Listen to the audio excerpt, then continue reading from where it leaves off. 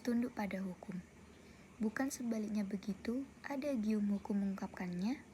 Fakta tak demikian, determinasi dan keangkuhan politik mengamputasi ketajian hukum belakangan ini.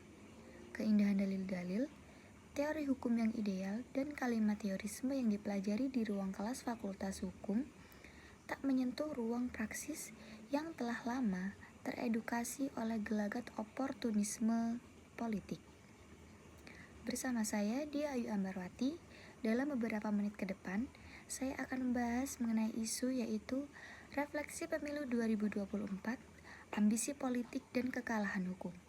Isu ini dilansir dari antikorupsi.org pada 8 Mei 2024. Omong kosong retorika soal negara hukum yang acap digaungkan sejumlah politisi di dalam acara televisi hanya gimmick yang kontradiktif.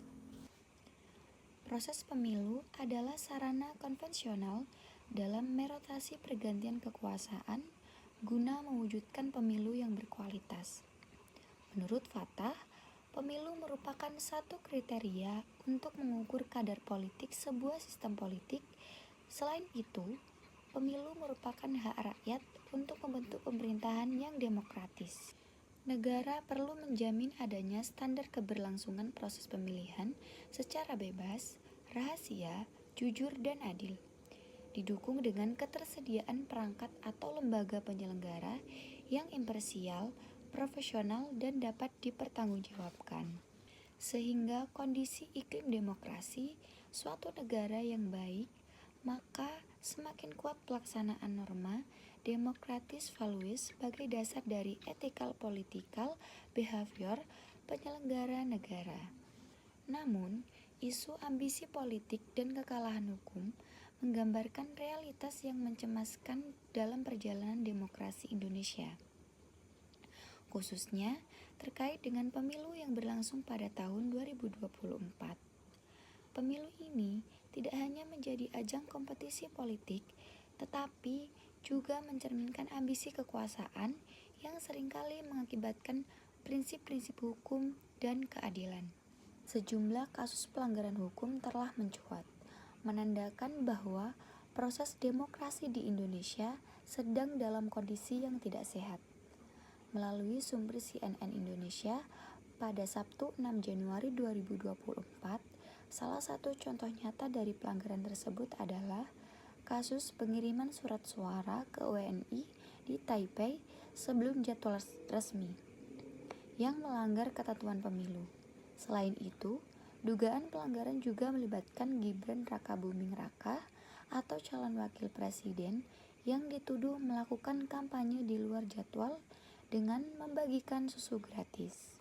Kondisi ini diperburuk oleh praktik politik uang dan manipulasi data pemilih yang terus berulang, menunjukkan kurangnya penegakan hukum yang efektif meskipun terdapat sanksi dari Badan Pengawas Pemilihan Umum atau Bawaslu dan Dewan Kehormatan Penyelenggara Pemilu atau DKPP. Dampaknya tidak cukup untuk memberikan efek jera bagi para pelanggar. Dengan demikian, ambisi politik yang mendominasi proses pemilu ini telah mengakibatkan kekalahan hukum yang signifikan, merusak kepercayaan publik terhadap institusi demokrasi, dan menimbulkan pertanyaan serius mengenai legitimasi hasil pemilu. Dan pendapat saya mengenai isu di atas adalah, pemilu 2024 seharusnya menjadi momentum untuk memperkuat demokrasi di Indonesia. Namun, dengan berbagai pelanggaran dan penyalahgunaan kekuasaan yang terjadi, harapan tersebut nampaknya semakin menjauh. Refleksi terhadap kondisi ini penting dilakukan agar masyarakat dapat lebih kritis dan waspada terhadap potensi pelanggaran di masa mendatang. Baik, itu tadi pembahasan mengenai isu refleksi pemilu 2024. Semoga bermanfaat bagi teman-teman dan bisa menjadi pembelajaran. Terima kasih atas perhatiannya. Saya tutup. Wassalamualaikum warahmatullahi wabarakatuh.